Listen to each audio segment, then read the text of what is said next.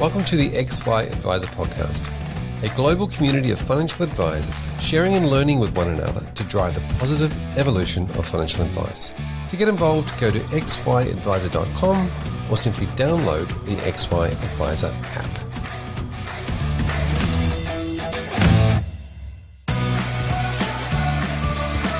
This episode is proudly sponsored by Integrity, your partner for life. Integrity recently launched an exclusive research paper to help advisors understand how to attract and retain new clients. They believe their role in the industry is bigger than just providing products. They want to help create a sustainable industry, educate clients, and support advisors personally in their business. You can get a copy of the report and learn more about Integrity if you visit integritylife.com.au/XY.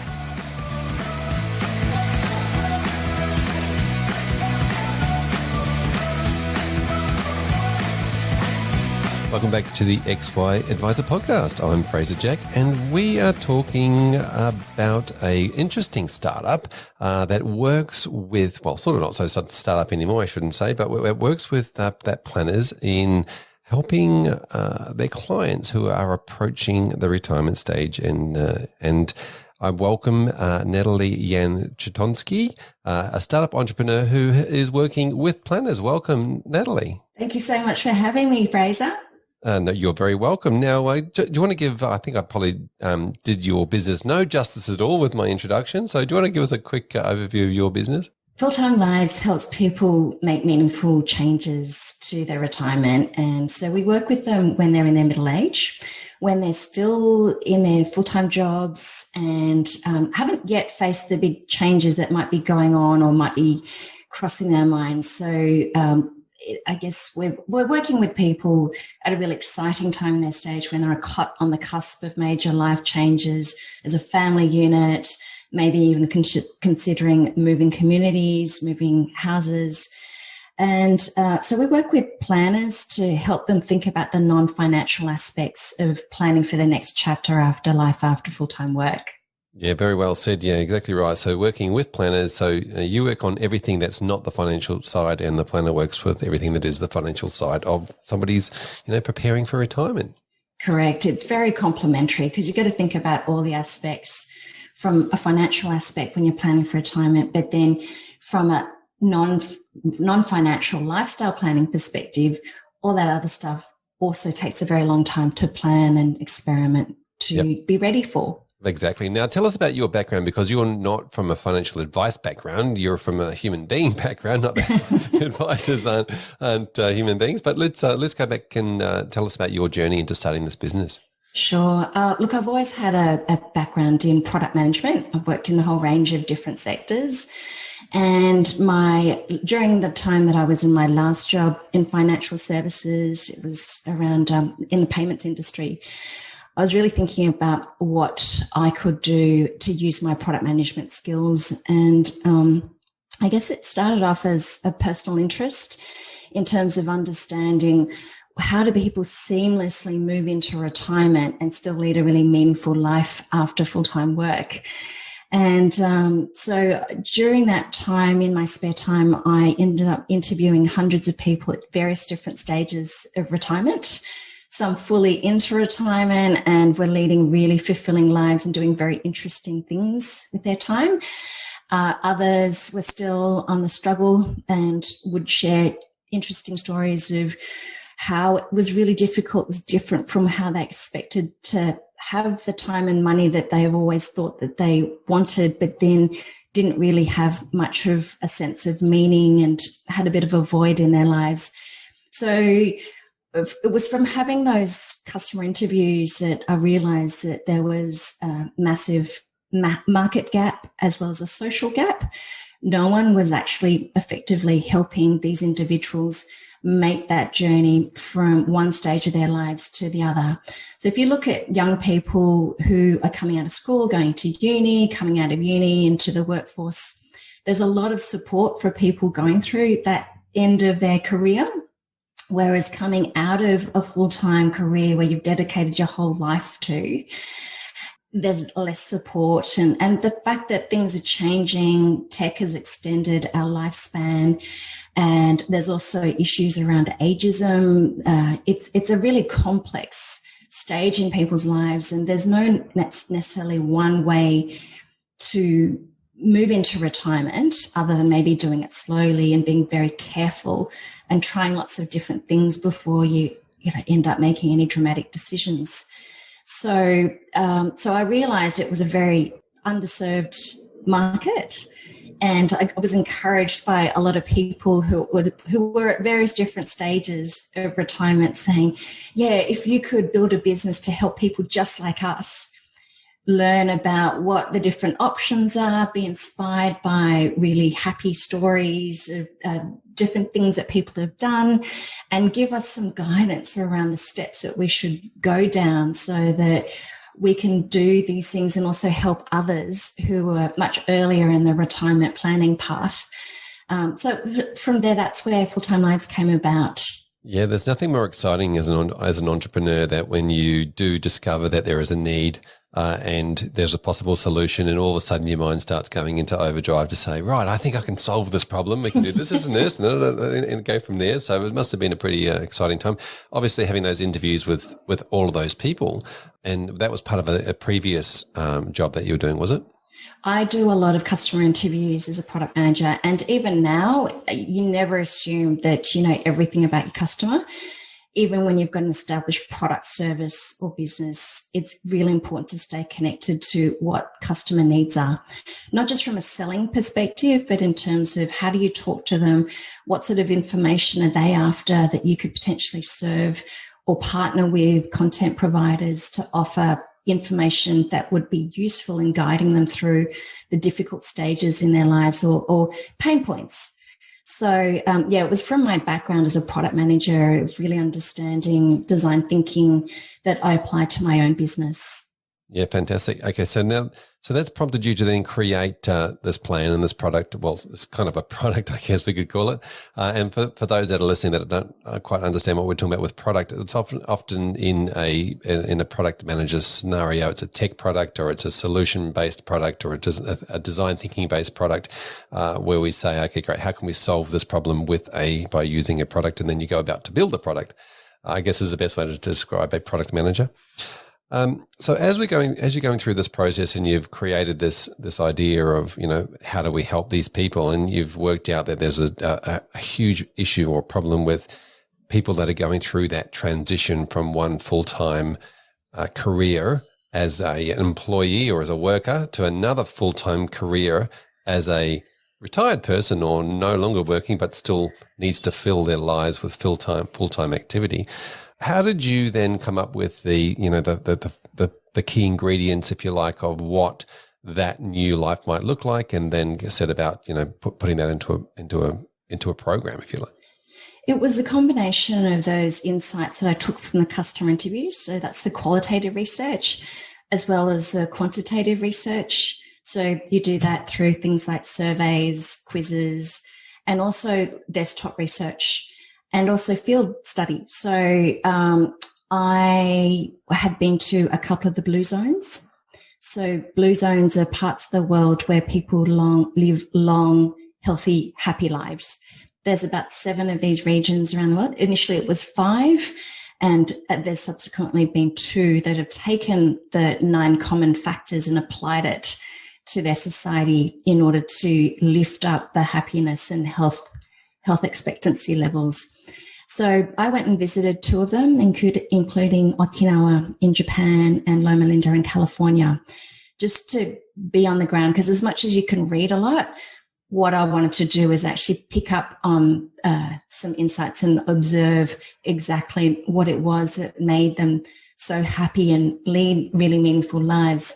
And it was probably a combination of constant ideation and iterations of our program where I brought in a combination of facilitating the content, presenting some of the stories that I've picked up in interviewing lots of people from around the world, that it all came together.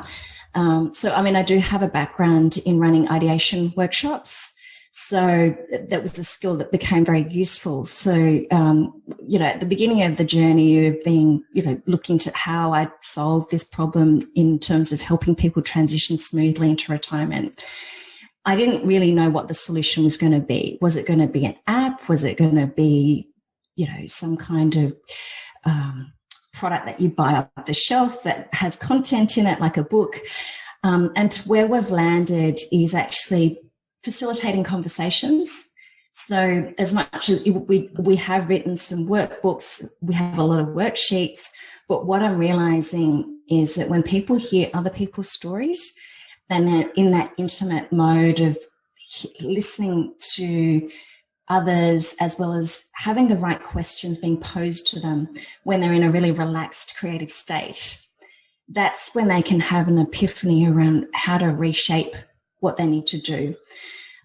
So I guess it's been a process of combining my knowledge, professional knowledge, as well as what has resonated with the market and constantly iterating. That's really important, to not necessarily be wedded to what your initial idea around what the solution might look like, but actually put stuff out there, even if it's in small bite sizes, testing each component, refining it until you get the right combination and until you get product market fit. Yeah, fantastic. Everything you say resonates, and I do like the facilitated conversation idea. Obviously, that's the premise for a lot of podcasts, same sort of conversations, your story and how you went about it. Now, talk to me a bit more about these blue zones, because I'm fascinated with the blue zones and what they're doing in those blue zones that makes everybody so happy. So probably one of the things that is probably best known about the blue zones is because there's so many blue zone recipe books. So Dan Buettner, who was the one who came up with the term blue zones, and he went on his own study tours a few decades ago to all these different locations to carry out, research, and he brought a whole bunch of different disciplinary leaders. And what they found were there were 9 common factors. And so the diet aspect is all about eating a plant-based diet. So that's quite obvious. The other aspect is about moving. So it doesn't necessarily mean going to the gym, but it's having a lifestyle where you're constantly moving about and not necessarily relying on cars. You're not sitting down all the time. You're actually doing things like gardening, and you're walking around your local area. And the other aspect that I've taken a lot of and baked into our content and our programs is the social connection aspect. So that's incredibly important in terms of that engagement and respect that people have, that even when you stop work, you're still very much an important part of the community. So that's probably what's very different, and why the life expectancy is higher in these small pockets compared to the rest of their nations. So the life expectancy in Okinawa is still significantly higher than the rest of Japan. And it's that social engagement and connection, as well as I guess the social structure is very aware the small groups are important. So in Okinawa, they have a concept called moai. And a moai is a small group of about 5 people who go through life together. And they're not necessarily members of their family.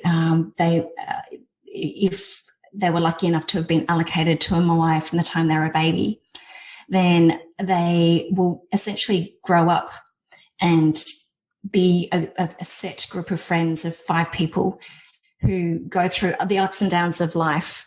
And I guess the fact that it's formalized says something about the fact that number of 5 very close people in your life who you listen to, who you share your deepest worries with, and they will support you in time, says a lot about something that maybe we can adapt and, adopt and think about in our own lives, in terms of really identifying, well, who do I want to keep in my life as I, move from work into that next chapter? Who do I really want to support and give back to and really value. So that's something that's really made me think a lot about who is important in my life, and equally also thinking about who no longer has a role in your life. And, and because we all have limited hours in the day and you can't be spread so thin. So I've actually, made some decisions along the way and just learning from my observations and spending time in the blue zones in trying to apply a lot of this in my own life in terms of really deprioritizing the things that are no longer valuable or important to me. And that has included a few people that maybe not necessarily made me feel that it was bringing out the best in me. Yeah, fantastic. So you're using your analysis brain to turn around and go, right, who do I want to have in my very close inner circle that I, want to trust with all my emotions and feelings and those sorts of things, and then who do I want to have in the sort of the second level out and those sort of things. Was there many other levels? Was it a very close group of 5, and then a slightly bigger social community, and then a larger acquaintances community, or was it? Yeah, definitely. That plays into it in terms of, as you say, the circles of networks. So, so there definitely has been quite a lot of longevity research into even the role that a barista plays in your life. So, those sorts of day-to-day engagements of, whether it's the person at the corner store, the barista, your neighbors, you don't necessarily have to just have those deep relationships, good friends, but those other relationships are also really important. So that's why the 6th and 7th Blue Zone that have essentially reconstructed the Blue Zone into that. So Singapore, for example, there's all kinds of government policy and employer policies for older workers that really encourage a lot of these concepts in terms of living close to your family, as well as being close to others, and encouraging people to walk a lot more and be less sedentary at home. So, and getting people to just be more physical in their day-to-day lives. Yeah, well, I mean, I could geek out with you all day about this, but we probably should move on to the next part of the conversation. Now, I want to talk about the 5 key ingredient that you've developed, and if we just quickly go for an overview of those, then we might dive into each one. Number 1.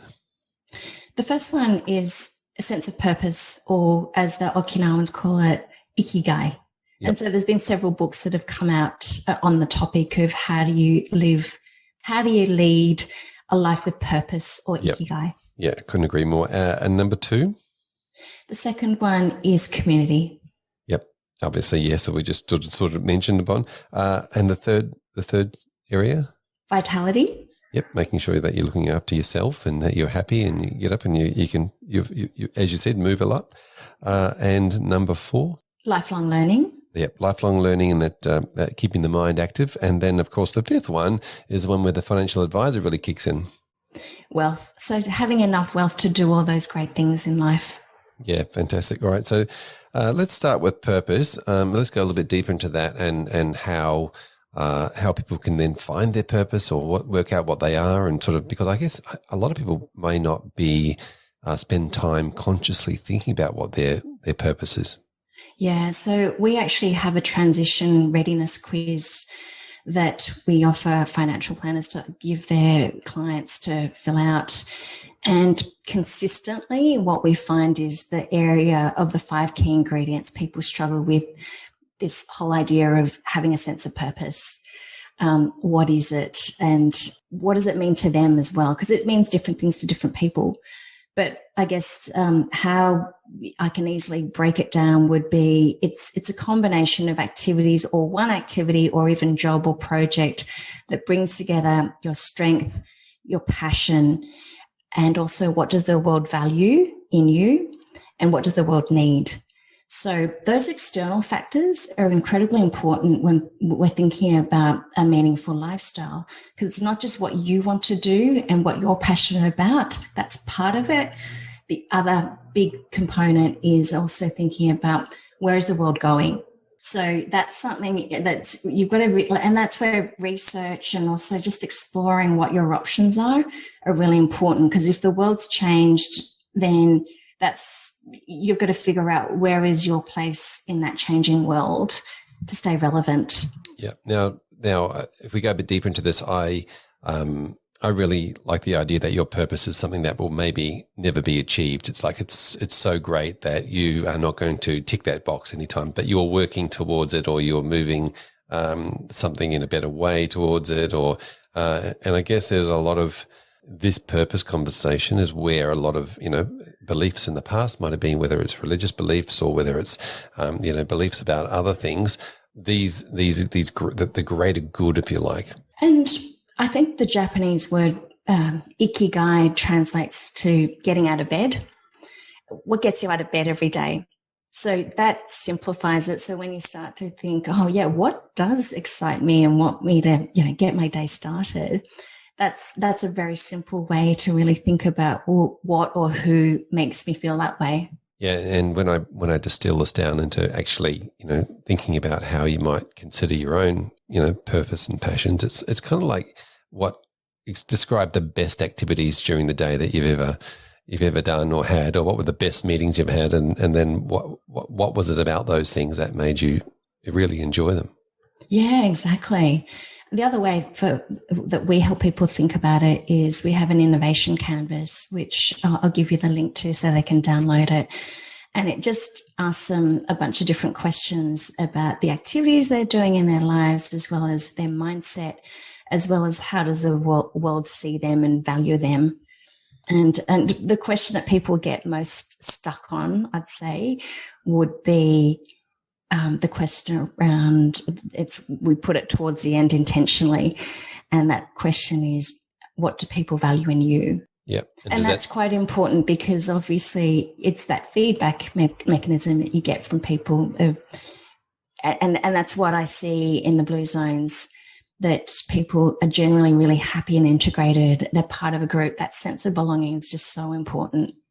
Yeah, so in a way, it feels to me that it's about what do you give before what you receive in that zone. Like, how can I be here to give something, and then something comes back to me. I don't know what it's going to be or how it's going to work, but it might be the more you give, the more you receive. Is that the same concept?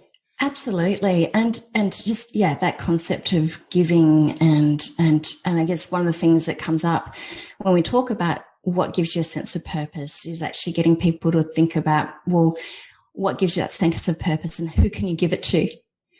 And be really specific. And often in our workshops, people end up landing on the idea that I'm going to research what sort of skilled volunteering I can do. They may not have ever done it before because they've been too busy in their careers. They might have done a little bit of mentoring. They might have done a little bit of non-skilled volunteering, like working in a soup kitchen on the odd day. But in terms of really thinking long and hard about what skills and what are they passionate about, like what sort of causes or people they'd like to serve, that really makes them think about, there's definitely places and people who I can give my time and effort and knowledge to. How can I do that so that it's fulfilling and people can benefit from my legacy? Yeah, skilled volunteering. That's a really great way. That's a really nice way of putting it. Now, I also think that just on this topic, that giving as part of a community is where it's all at. Like if you're part of a community that's an association or the XY advisor community, for example, you get the most out of that skilled volunteering. That actually putting something into it, and then people react to that and give stuff back. Yeah, absolutely. Yeah, people often say that they get more out of volunteering than anything else. It just far outweighs what they're giving. Yeah, fantastic. And we'll definitely put a link to that innovation canvas in there as well to for people to be able to refer to something.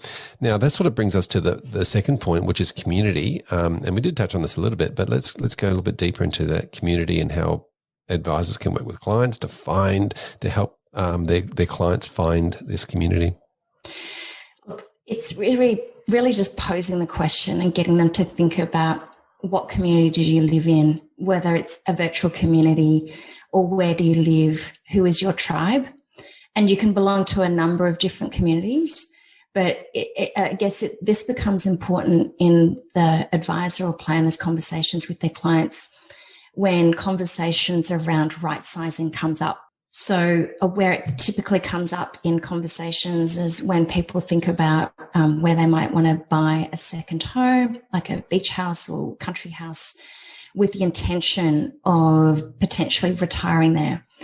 So I guess when I have had numerous conversations with people in the Full-Time Lives community as well as interviewees, some of the negative stories that came out in terms of making a decision too quickly around moving to a different community was if they didn't actually just think about the practical aspects of the home, like, the number of bedrooms, the price of the home, and what sort of lifestyle, like, is it beachy or kind of country.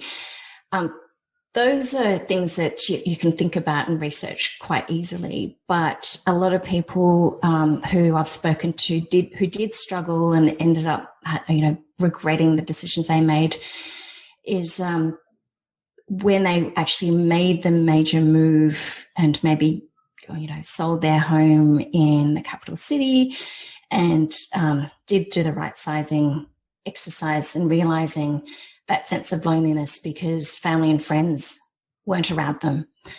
People said they might go and visit them, but it wasn't that frequent because it was too far away, or they didn't integrate very well with the community that they had moved to. So that's something that people need to be aware of when they're considering those sorts of big decisions around where are they going to move to next. It's really important to have established a really strong community bond and relationship, and even doing some volunteering to start with to get to know the locals, to build up some friendships, to see if that's exactly the type of people you want to spend the rest of your life with. Yeah, it's a really interesting. It's a lot harder to step back from that. It's a very interesting transition conversation, isn't it? Because it does take time to build those communities and to build those relationships inside a community. And yeah, you're right. If you do move away, move to the seascape or move away to this place where you're going to theoretically retire to, then yeah, it's like starting again with your friendship groups. Absolutely. And that's really difficult for some people. So, but then for others who've already, that's always been where they've spent a lot of time with and have a lot of friends there and have activities already established, then that's a really smooth transition. So I guess in the conversations that advisors might be having with their clients who might be making those sorts of decisions, it is good for them to ask those questions. Do you have an established community already in that place that you're going to move to? Yeah, and I guess a lot of the time, the financial decisions, which we'll get to, obviously, are about about these ideas. Oh, yeah, we're going to buy something and move to the beach, and that's going to be our retirement plan. But then I guess the like you said, having some seriously good questions in your arsenal to talk to those clients about at that moment, to dig a little bit deeper. Absolutely. Now, the third area of this is the vitality, and we sort of mentioned the moving a little bit more, but talk to us about this. It's obviously fairly important. It's one of the key ingredients. Yeah, so it's a combination of diet and moving in your lifestyle and not being sedentary. But the other aspect to touch on is spirituality. So it is a question that we ask people in the transition quiz. Do you have any form of spirituality? And it's quite varied in Australia. So my observation is that spirituality can mean different things in any of those blue zones. So Okinawa, they don't necessarily have the same religion as the rest of Japan. They believe in the spirits being in nature. So therefore their relationship with nature is very different in terms of that great respect and really being very aware of nature and the fact that it can change and flowing with it. Also in Loma Linda, so their form of spirituality is the fact that it's a 7-day Adventist town. So there's about 30 churches in that town, and it's quite a small town. Like it's, got about 30,000 people who live there. So high density of churches. And their lifestyle is very much around having a day of rest on Saturday. So therefore their weekend starts on Friday. So when I visited and I arrived on a Friday afternoon, nothing was open, like no restaurants or shops. And then even the burger shops were all plant-based burger shops. So that's where, where the religion really plays a part in what people eat and what they do when they have downtime. They'll spend time connecting with people in the community, as well as going hiking in the mountains nearby. So, so I guess that concept of vitality is mental, it's physical, it's spiritual, and it's also social. Yeah, exactly. Which is all part of the community. But now I just want to touch on this spirituality part. Both those communities you mentioned they had the same spirituality, right? So it's I believe the same thing and you believe, and therefore we're both on the same page. Does that have something to do with it? Like, could it work if there were different spiritualities within the group? Yeah, that's a really good question. I never really thought about that. It may well be that that's why there is social cohesion. Yeah, you're right. And that has been raised as would the Blue Zones work in Australia, because it's such a diverse country of people with very different backgrounds. I personally believe that acceptance of differences and, being able to fit into and live with lots of different other people could be one thread that would bring us all together. And even just back to the point about intergenerational communities and workforces, that acceptance of people who are different to you. Yeah, exactly. I think that would probably have to be the key, because you wouldn't want it to be part of something that, caused friction. Yeah, absolutely. Now, do they also talk about the concept of with vitality? Because obviously sleep's a big part of that, the regeneration and those sorts of things. Is that also part of it? I don't know. It makes sense. They haven't really analysed it to that level. Yep. But my research into some of the, the common factors of what makes a long, healthy life, sleep is definitely a really important aspect. Yep, fantastic. Now, we mentioned the physically and mentally being a big part of it. So, just on the mental side, probably leads us into the fourth section, which is lifelong learning and creating that idea of continually taking on knowledge and then continually also passing on that knowledge, I guess. Yeah, absolutely. So, that quest for knowledge is incredibly important and it ties back to that ikigai of really trying to stay relevant and knowing what's going on in the world around you. So not being completely immersed in just the things that you want to do, that you're passionate about and things that you love doing, but linking it back to the rest of the world and being very aware of what's going on and improving yourself. So, so that's something that we've found is an important trait in terms of that sense of curiosity and doing something about it. Curiosity, I love that. So this I guess this works from two angles. One is the emotional side of knowing something new and feeling proud about what you've achieved and being able to have conversations about those new things, but also from a neurological pathway. I guess it's creating new neurological pathways, new neurons, and that's also a lot to do with the life expectancy of when your brain is going, you know what, we're still growing, we're still doing stuff. We're not on a downward slope, we're on an upward slope. Yeah, absolutely. And the other aspect why we thought it was a really important ingredient to have is that when you look at the new 100-year life model, so that's a new model that replaces the traditional model of work, study, work, and retirement being the three major acts of your life. Now that we're living longer and therefore effectively working for more than 50 years, how do you rejuvenate, retrain in between career breaks? So during your career breaks, in order to sustain your energy and to keep going with your work, the concept of pausing to take stock and just reflect on, well, where am I going and where do I actually want to keep going for the next 5 or 6 years from a work perspective, whether it's unpaid or paid work. That retraining and lifelong learning aspect is an incredibly important if you want to sustain employment or even kind of come in and out of paid employment, to have that flexibility so that you can always, keep earning a gainful employment. Yep. So there's that financial aspect as well in terms of being able to earn enough to keep going, but then learning about things that can build on your experience and skills and capability that the world actually values and will pay for. Yeah, fair enough. Now that sort of brings us to the fifth key ingredient, which is wealth. Probably don't need to spend too much time on this one because this is where the financial planners come in. Yeah.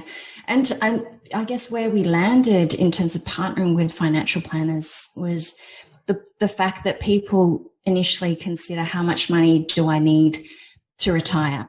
That's often one of the first questions that will prompt people to go and find a financial planner if they never had one before. And so it's also, if those planners have been supporting middle-aged people, at some point those conversations will come up, and that's where Full-Time Lives can come in and jointly have those conversations from a non-financial aspect, because it goes in hand in hand, and it makes those conversations much more meaningful for the financial planner when they ask them, well, what are your retirement goals? What sort of outcomes are you seeking to get? And, what sort of wealth strategy do we need to create for you? If the person has actually got a really good idea, not just at a really high level perspective, but actually have tried a lot of the things that they say they want to do, then it's more likely to actually happen, and they're more likely to do something that's not going to be risky because they have never done that before. It's not a radical different change for them. Yep. So how do you, like Full-Time Lives works with planners? We sort of talked about, this is the sort of the content that you would mostly go through, but from a practical point of view, is it sort of workshops that you run, peer groups? Talk us through that, exactly how that works from the client's point of view. So we offer a number of different resources and tools as well as programs. So depending on how the planner would like to engage with us in order to meet the information needs of their pre-retiree clients. And often it's a combination of all those different ways. So we're the ones who will provide the non-financial aspects of retirement in terms of regular newsletter content, the quizzes, and, attaching templates for those clients to fill out relating to certain themes. We also have a starter kit that the planners can give their clients, and it basically is a set of really colourful cards that helps them brainstorm what sort of activities they could be doing one step at a time that would be something new and different they can do as they transition from full-time work. And then we also do a 4-module transition program that increasingly we're doing over Zoom. So a 4-module transition program, that is, now that you've worked out all these things, then what do you need to do about it? Is it? It actually takes people through all of the content that we've been talking about today in a workshop forum. So people have the opportunity to go through more of a structured approach in applying this content we've talked about today through thinking about the world around them, how that's changing, then ideating on what they can do. So like, say, for example, thinking about Ikigai, what does that mean to them? And then breaking that down to a 90-day plan. So the first step they need to take is like run a 1-week experiment. So between weeks 3 to 4 of the program, they need to have taken one aspect of their 90-day plan, done an experiment, and then report back to the rest of the group, how did they go in the last week? Just as a way to show themselves that you can actually get going no matter how far off from retirement you are, to actually start to think about, well, what do I need to do if I do a little bit each week? And teaching them an experimental approach that you haven't failed just because you tried something and it didn't quite work out the way you expected. And that's why the group discussions are really important because everyone gets to hear different people's experiences. Like some people will find that they were so busy that they didn't even get to do their 1 week experiment. That says a lot about them and that they're overcommitted. And, realizing you got to lose something, you got to prune something from your life in order to grow. Other people were really excited that they just got started. So, that a lot of the value that we deliver is actually just helping people take that first step. Because once people are on their way, then it's a lot easier to go, oh, right, did that worked out really well. I'll do more of that and just keep going. And for others, it's, oh, tried that, didn't like it. I'll pivot to something else. Yeah.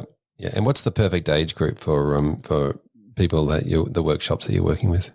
It's less about age and probably more about what's happening in their lives, whether there's major changes happening at the work in terms of how they're looking at work.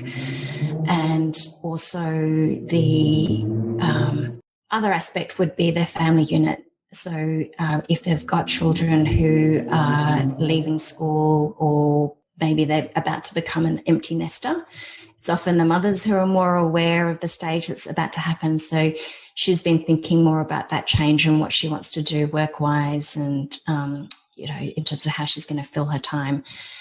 That's a big generalization, but what we do find that there are definitely gender differences. Yeah. Yeah, fair enough. Fair enough. So, but in that pre-retirement space, I guess, is the people coming up. So with anyone from late 40s up. Yeah, and ideally, they've still got quite a few years off from retirement. Because if they've come to us just as they're retiring, it's almost too late to have explored lots of different options. Yep. And so if a planner was to organise, I'm going to put you on the spot here. If a planner was to organise a workshop, how much approximately would they be paying for each of the clients? About $300 per head. Okay, for a 4-week program. Correct. Okay, that sounds right. And so your business works with planners. What's the sort of things that it's been doing in the past that's changing in the future? Have you worked out what you might be doing as changes come along? I think COVID has definitely shifted the way people engage with others using digital. A lot of opportunities have opened up for us in terms of working on a global scale, just because the target market have previously said, oh, there's no way we would, and this is the individuals, people who are actually approaching retirement who had previously said, the workshop is so great, it's so immersive, I would never do this online. But I've since gone back to people who've done our face-to-face workshops and asked them, well, over the last year during COVID-19, have you been on any Zoom webinars? Have you done any workshops? And they've all said yes. So that's changed the way that we can deliver our content so that it's a lot more scalable. I've always found it interesting too that if you approach somebody and say, this is how we deliver it, and they've never been through the face-to-face workshops, then they don't feel like they're missing out. They just feel like this is the way it's done. Yeah, absolutely. And the key is actually the group discussions and pairing up, which you can still do over Zoom with breakout rooms. Yep. So why financial advisors? Why was that something that you decided would be a good option for your business? Could you not take this to groups or communities or employers? We explored a lot of different potential partners in the early days, and we did look at working with large employers. I spoke to 3 of the big 4 banks, spoke to super funds, life insurance companies, spoke to community groups. And what I realized that from the individual's point of view, unless their mindset is actually ready to make change in their lives, and it's unless they've actually indicated that they're asking that big initial trigger question, do I have enough super in order to retire? Unless they're actually thinking that far ahead and being ready for it financially, they're not always ready to make those other changes in their lives. So I guess it's time and place, and also whether those people are really ready to make change to their lifestyle today for their future selves. And so there's a combination of the individual being ready and to have those sorts of conversations and really put the work into planning their other aspects to lead a meaningful, healthy, connected lifestyle. And then there's also the buyer aspect. So in terms of who's willing to work with us and acknowledge that these individuals are going through major changes, major challenges, and who plays a role in supporting them and offering them content and the services and programs to help people through that quite difficult stage in life. And I have found that employers aren't necessarily open to that at this point in time. In terms of those diversity groups in their workforce, there's other groups that they'd prioritize a lot higher. And it might be more vulnerable or disadvantaged groups within their workforce that they're more likely to support. And older workers aren't necessarily a specific group that are seen as being vulnerable or disadvantaged.